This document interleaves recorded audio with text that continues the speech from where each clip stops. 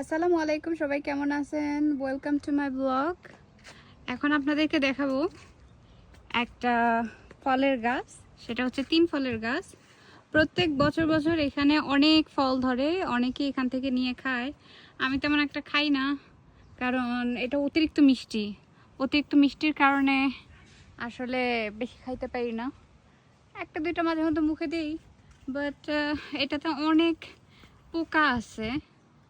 3 ফলের গাছে আপনারা সম্ভবত জানেন প্রচুর পোকা হয়। ওই সাইডে তো প্রচুর পোকা, এই সাইডে একটু তাও কম পোকা। আর অনেক ফল ধরছে, পুরা গাছটা আসলে ফলে ভর্তি। যে যত চান খেয়ে নিতে পারেন, কোনো সমস্যা নাই। আপনাদেরকে এই গাছের এই সাইডটা দেখাইলাম, এখন অন্য আরেকটা সাইড দেখাই যেখানে অনেক বেশি আসলে পোকা। এই যে এগুলো একদম পেকে গেছে, এখন আসলে পাকার সময় এটা, কিন্তু দেখেন কি পরিমাণ পোকা ধরছে। এই জন্য আসলে এদেশিরা এমনিও খায় না, আর পোকার কারণে তো আমিও আসলে এতটা করি না।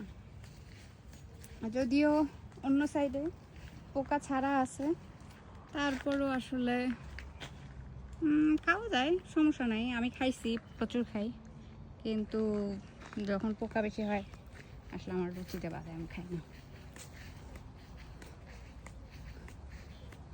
আর এই হচ্ছে পার্ক,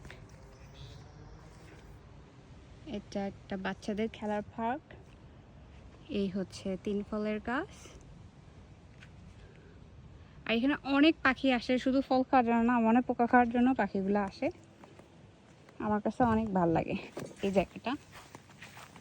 আর এখানে দেখবেন কোনো মানুষ নাই, একদম খালি পার্ক। এখানে শুধু আমি আর আমার বাচ্চাই আছি, আর কোনো মানুষ নাই। প্রচুর পাখি এটার ভিতরে, এখনো খাইতেছে। বাচ্চা মানুষ করার জন্য আসলে মাদ্রিদ থেকে দূরে এই জায়গাগুলোই ভালো। গ্যাঞ্জাম কম, নোংরা কম, সব জায়গা পরিষ্কার।